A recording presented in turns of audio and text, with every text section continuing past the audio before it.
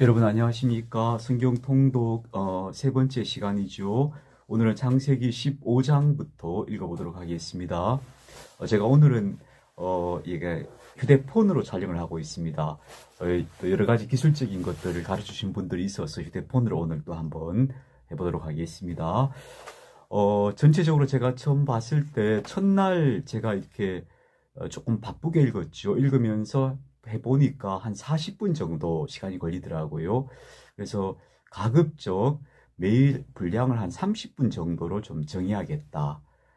다들 바쁘신데 30분 이상 넘어가는 거는 조금 어렵지 않을까 싶어서 30분 정도로 매일 분량을 정해놓고, 그럼에도 불구하고 우리가 목표한 대로 진행해 나갈 수 있도록 그렇게 한번 노력해 보겠습니다. 창세기 15장 시작하겠습니다. 이후에 하나님의 말씀이 환상 중에 아브라함에게 임하여 이르시되, 아브라함아 두려워하지 말라. 너는 내 방패요, 나는 내 방패요, 너의 지극히 큰 상급이니라. 아브라함이 이르되, 주 여호와여, 무엇을 내게 주시려 하나이까? 나는 자식이 없사오니 나의 상속자는 이 다메섹 사람 엘리에셀이니이다. 자, 보세요. 아브라함의 상속자가 지금 다메섹 사람 엘리에셀이라고 하죠.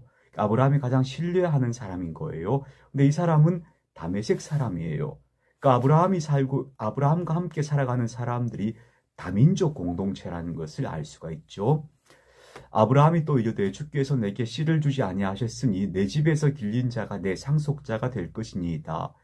여호와의 말씀이 그에게 임하여 이르시되, 그 사람이 내 상속자가 아니라 내 몸에서 날 자가 내 상속자가 되리라 하시고, 그를 이끌고 밖으로 나가 이르시되, 하늘을 우러러 무뼈를 셀 수 있나 보라. 또 그에게 이르시되, 내 자손이 이와 같으니라. 아브라함이 하나님을 믿으니 하나님께서 이를 그의 의로 여기시고. 이 말씀 되게 중요한 말씀이죠. 하나님 앞에서 의는 곧 하나님에 대한 신뢰다 하는 것을 알 수가 있어요. 또 그에게 이르시되, 나는 이 땅을 내게 주어 소유를 삼게 하려고 너를 갈대아인의 우르에서 이끌어낸 여호와니라. 그가 이르되, 주 여호와여, 내가 이 땅을 소유로 받을 것을 무엇으로 알리이까? 여호와께서 그에게 이르시되, 나를 위하여 3년 된 암소와 3년 된 암염소와 3년 된 순양과 산비둘기와 집비둘기 새끼를 가져올지니라.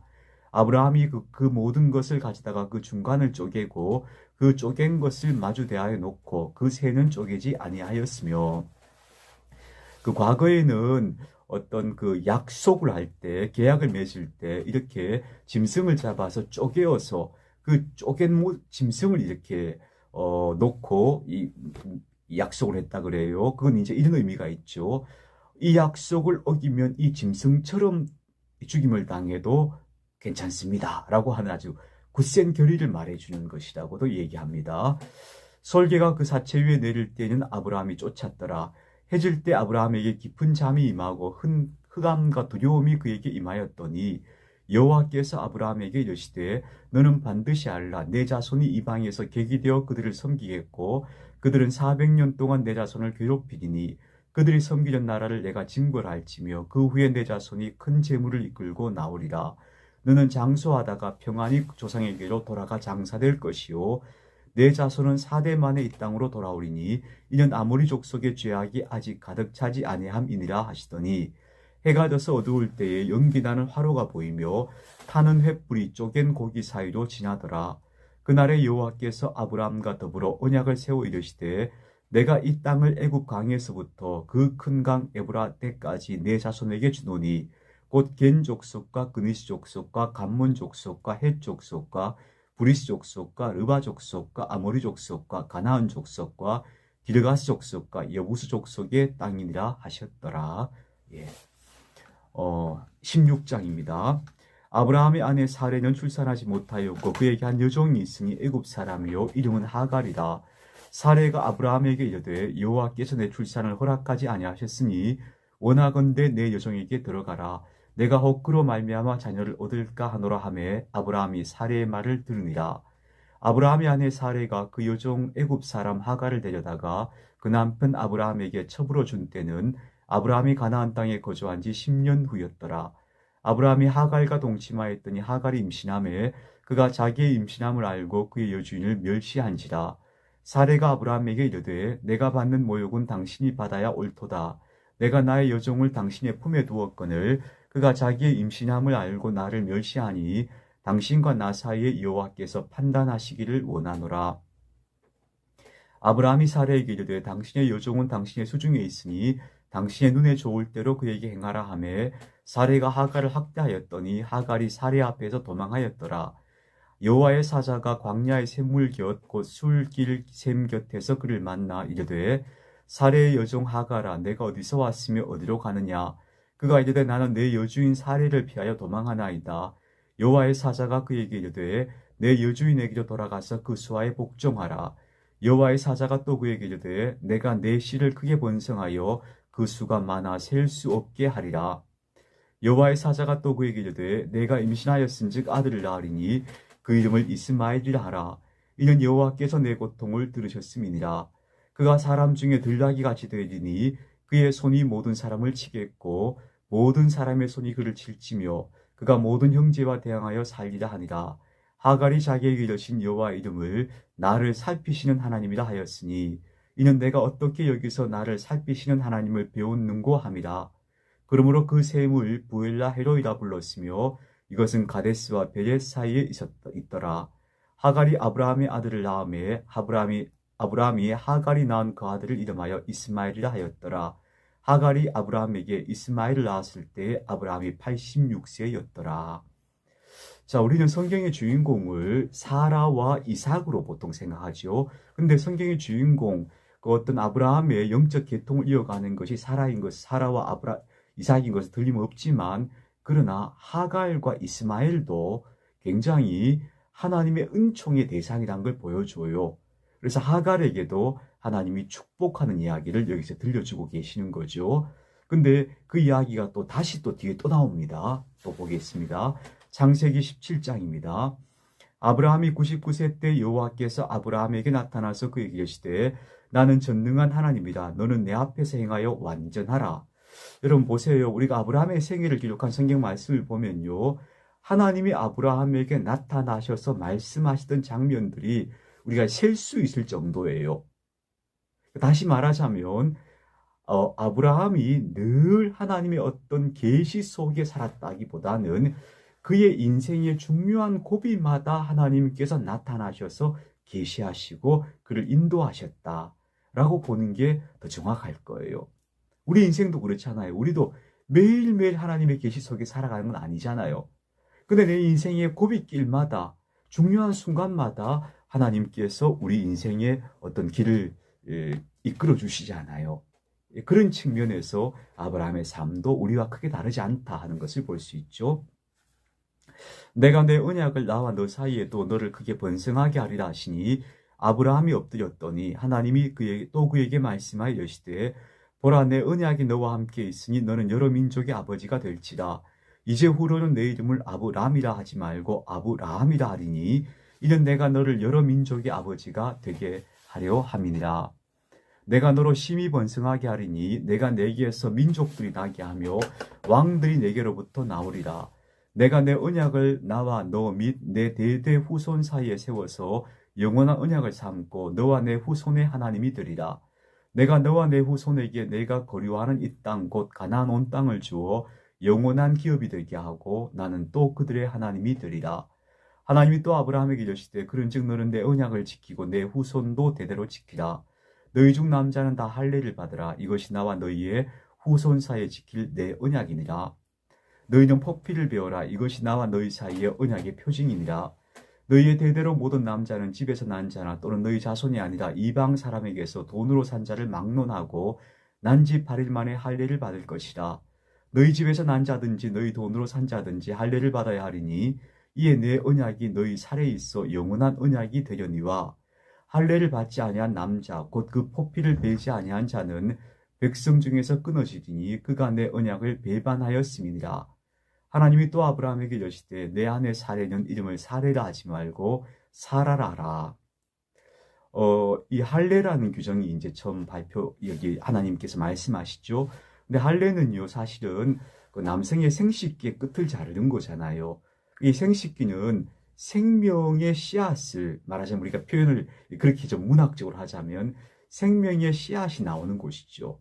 생명이 시작되는 곳이라고 볼 수 있어요. 그래서 가장 중요한 곳이죠. 그래서 그 신체의 가장 중요한 부분의 일부를 하나님께 잘라드리는 거예요. 그러니까 이 또한 하나의 희생제사에 해당한다라고 볼 수 있습니다. 내가 그에게 복을 주어 그가 내게 아들을 낳아주게 하며 내가 그에게 복을 주어 그를 여러 민족의 어머니가 되게 하리니 민족의 여러 왕이 그에게서 나리다. 아브라함이 엎드려 웃으며 마음속으로 이르되 100세 된 사람이 어찌 자식을 낳을까? 사라는 90세니 어찌 출산하려 하고 아브라함이 이에 하나님께 아뢰되 이스마엘이나 하나님 앞에 살기를 원하나이다. 하나님이 이르시되 아니라 내 아내 사라가 내게 아들을 낳으리니 너는 그 이름을 이삭이라 하라. 내가 그와 내 언약을 세우리니 그의 후손에게 영원한 언약이 되리라. 이스마엘에 대하여는 내가 내 말을 들었나니 내가 그에게 복을 주어 그를 매우 크게 생육하고 번성하게 할지라. 그가 12두령을 낳으리니 내가 그를 큰 나라가 되게 하려니와. 자, 여기서도 봐도요, 아브라함도 이스마엘에 대한 애정을 표시하고 있죠. 자기 아들로서 하나님 복을 받기를 원하고 있고요. 또 하나님도 이스마엘에게 복을 주고 계시죠. 복된 약속을 하고 계시죠. 내 언약은 내가 내년 이 시기에 사라가 내게 낳을 이삭과 세우리라. 하나님이 아브라함과 말씀을 마치시고 그를 떠나 올라가셨더라. 이 아브라함이 하나님이 자기에게 말씀하신 대로 이날에 그 아들 이스마엘과 집에서 태어난 모든 자와 돈으로 산 모든 자, 곧 아브라함의 집 사람 중 모든 남자를 데려다가 그 포피를 베었으니 아브라함이 그 포피를 벤 때는 99세였고 그의 아들 이스마엘이 그의 포피를 벤 때는 13세였더라. 그날에 아브라함과 그 아들 이스마엘이 할례를 받았고 그 집의 모든 남자, 곧 집에서 태어난 자와 돈으로 이방 사람에게서 사온 자가 다 그와 함께 할례를 받았더라 하는 겁니다. 자, 전체 그 모든 남자가 다 할례를 받은 거예요. 이건 어떤 의미인가 하면요, 아브라함의 집은 하나의 신앙 공동체였던 거예요. 모든 사람이 다 하나님께 헌신된 사람으로서 할례를 받은 사람이 되었다라는 의미가 되죠. 자, 창세기 18장입니다. 여호와께서 마므르의 상수리 나무들이 있는 곳에서 아브라함에게 나타나시니라. 날이 뜨거울 때 그가 장막문에 앉아 있다가 눈을 들어 본즉 사람 셋이 맞은편에 서 있는지라. 그가 그들을 보자 곧 장막문에서 달려나가 영접하며 몸을 땅에 굽혀 이르되 내 주여 내가 주께 은혜를 입어 사오면 원하건대 종을 떠나 지나가지 마시옵고 물을 조금 가져오게 하사 당신들의 발을 씻으시고 나무 아래에서 쉬소서. 내가 떡을 조금 가져오리니 당신들의 마음을 상쾌하게 하신 후에 지나가소서. 당신들이 종에게 오셨음이니이다. 그들이 이르되 내 말대로 그리하라. 이 고대 근동 지방에는요, 이게 손님 접대 문화가 굉장히 중요했어요. 예수님도 그런 접대에 대한 말씀하신 바가 있죠. 그래서 이 손님 접대는 사람들에게 아주 중요한 인간됨의 미덕이었던 거죠. 그래서 원래 우리 교회 주제가 초대와 환대의 사람이 되는 거죠. 예. 아브라함이 극히 장막으로 가서 사라에게 이르되 속히 고운 가루 세 쌀을 가져다가 반죽하여 떡을 만들라 하고 아브라함이 또 가축대 있는 곳으로 달려가서 기름지고 좋은 송아지를 잡아 하인에게 주니 그가 급히 요리한지라. 아브라함이 엉긴 젖과 우유와 하인이 요리한 송아지를 가져다가 그들 앞에 차려놓고 나무 아래에 모셔 섬에 그들이 먹으니라. 그들이 아브라함에게 이르되 내 아내 사라가 어디 있느냐 대답하되 장막에 있나이다. 그가 이르시되 내년 이맘때 내가 반드시 내게로 돌아오니 내 아내 사라에게 아들이 있으리라 하시니 사라가 그 뒤 장막 문에서 들었더라. 아브라함과 사라는 나이가 많아 늙었고 사라에게는 여성의 생리가 끊어졌는지라. 사라가 속으로 웃고 이르되 내가 노쇠하였고 내 주인도 늙었으니 내게 무슨 즐거움이 있으리요. 여호와께서 아브라함에게 이르시되 사라가 왜 웃으며 이르기를 내가 늙었거늘 어떻게 아들을 낳으려 하느냐. 여호와께서 능하지 못하는 게 있겠느냐. 기한이 이를 때 내가 내게로 돌아오리니 사라에게 아들이 있으리라. 사라가 두려워서 부인하여 이르되 내가 웃지 아니하였나이다 이르시되 아니라 내가 웃었느니라. 웃었다는 말씀에서 이제 이삭이라는 이름이 근원이 거기서 나오죠. 성경에는 이제 앞으로 계속 보게 되겠습니다만 인간적으로 불가능했는데 태어난 생명들이 있어요. 그런데 이삭도 그랬고요. 삼손도 그랬죠. 그 부부가 부모가 괜히 나이가 많아서 아이가 없었는데 아이가 태어나게 되죠. 사무엘도 마찬가지예요. 사무엘도 그 어머니 한나가 아이를 낳지 못하는 여성이었다가 아이를 낳게 되고요. 세례 요한도 경우도 마찬가지고 최종적으로는 예수님도 처녀의 몸에서 태어나시게 되죠. 그러니까 이런 것들이 바로 불가능 가운데서 인간의 한계 상황 속에서 하나님께서 보내어 주신 생명들, 특별한 그 어떤 사명을 가진 사람들이라는 것을 말하는 겁니다. 그 사람들이 거기서 일어나서 소돔으로 향하고 아브라함은 그들을 전송하러 함께 나가니라. 여호와께서 이르시되 내가 하려는 것을 아브라함에게 숨기겠느냐? 아브라함은 강대한 나라가 되고 천하 만민은 그로 말미암아 복을 받게 될 것이 아니냐? 내가 그로 그 자식과 권속에게 명하여 여호와의 도를 지켜 의와 공도를 행하게 하려고 그를 택하였나니 이는 나 여호와가 아브라함에 대하여 말한 것을 이루려 함이니라. 여호와께서도 이르시되 소돔과 고모라에 대한 부르짖음이 크고 그 죄악이 심히 무거우니 내가 이제 내려가서 그 모든 행한 것이 과연 내게 들린 부르짖음과 같은지 그렇지 않은지 내가 보고 알려 하노라. 그 사람들이 거기서 떠나 소돔으로 향하여 가고 아브라함은 여호와 앞에 그대로 섰더니 아브라함이 가까이 나아가 이르되 주께서 의인을 악인과 함께 멸하려 하시나이까? 그 성 중에 5인 50명이 있을지라도 주께서 그곳을 멸하시고 그 50의인을 위하여 용서하지 아니하시리이까? 주께서 이같이 하사 의인을 악인과 함께 죽이시면 부당하오며 의인과 악인을 같이 하심도 부당하니이다. 하늘을 심판하시리가 정의를 행하실 것이 아니니까. 여기서 여호와께서 이르셨다 이렇게 하시면서 이제 아브라함과 대화를 하는 건데요. 이건 다시 말하면 아브라함에게 찾아왔던 사람의 모습으로 찾아왔던 그 천사들과의 대화였다고 봐야겠죠. 그 천사는 하나님의 대리자니까. 그래서 하나님과의 대화로 이제 성경은 묘사하고 있는 것이겠습니다. 여호와께서 이르시되 내가 만일 소돔 성읍 가운데서 의인 50명을 찾으면 그들을 위하여 온 지역을 용서하리라. 아브라함이 대답하여 이르되 나는 티끌이나 재와 같사오나 감히 주께 아뢰옵나이다. 50의인 중에 5명이 부족하다면 그 5명이 부족함으로 말미암아 온 성읍을 멸하시리이까? 이르시되 내가 거기서 45명을 찾으면 멸하지 아니하리라. 아브라함이 또 아뢰어 이르되 거기서 40명을 찾으시면 어찌하려 하시나이까? 이르시되 40명으로 말미암아 멸하지 아니하리라. 아브라함이 이르시되 내 주여 노하지 마시옵고 말씀하게 하옵소서. 거기서 30명을 찾으시면 어찌하려 하시나이까? 이르시되 내가 거기서 30명을 찾으면 그리하지 아니하리라. 아브라함이 또 이르되 내가 감히 내 주께 아뢰나이다. 거기서 20명을 찾으시면 어찌하려 하시나이까? 이르시되 내가 20명으로 말미암아 그리하지 아니하리라. 아브라함이 또 이르되 주는 노하지 마옵소서. 내가 이번만도 아뢰리이다. 거기서 10명을 찾으시면 어찌하려 하시나이까? 이르시되 내가 10명으로 말미암아 멸하지 아니하리라. 여호와께서 아브라함과 말씀을 마치시고 가시니 아브라함도 자기 곳으로 돌아갔더라.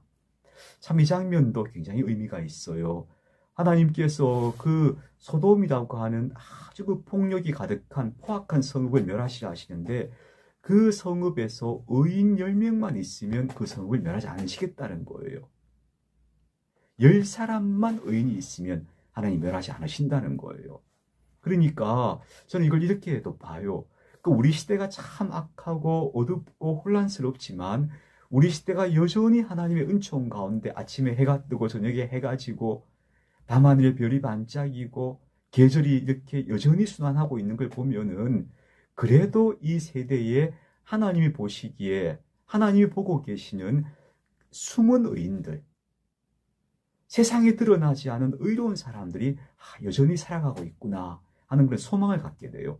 그래서 참 의로운 사람의 존재가 이 세상을 살리고 있구나 하는 생각이 들거든요. 우리가 다 그런 사람들이 되면 좋겠어요. 자, 창세기 19장입니다. 저녁 때에 그 천사가 소돔에 이르니 마침 롯이 소돔 성문에 앉아있다가 그들을 보고 일어나 영접하고 땅에 엎드려 절하며. 이 장면이 되게 재미있는 장면이에요. 롯이 우리가 앞에서 그가 요단 그 소돔 고모라 쪽을 향해서 옮겨갔다 이런 이야기를 우리가 읽었잖아요. 근데 롯이 지금 어디에 와 있는가 하면 소돔 성문 앞에 앉아있는 자리에 와 있는 거예요. 그는 처음에 소돔으로 간 게 아니에요. 요단 동편 들을 보면서 갔는데 그 들이 좋아서 점점 가다가 어디까지 갔는가 하면 소돔 성에 들어가게 된 거예요. 그래서 소돔 성문에 앉아 있다는 것은요, 소돔 성에서 지도급 인사 원로가 되었다는 의미예요. 그러니까 사실은 롯이 그 소돔이라고 하는 죄악된 성읍의 일부가 되어서 그 속에 책임 있는 한 사람이 되어서 그 성읍에 살아가고 있었다 하는 것을 의미하는 거죠. 참 선택이 중요해요. 그죠? 내가 뭘 선택하느냐에 따라서 그 삶의 길이 정말 달라지는 거죠. 그들을 보고 일어나 영접하고 땅에 엎드려 절하며 이르되 내 주여 돌이켜 종의 집으로 들어와 발을 씻고 주무시고 일찍 일어나 갈 길을 가소서. 그들이 이르되 아니라 우리가 거리에서 밤을 새우리라.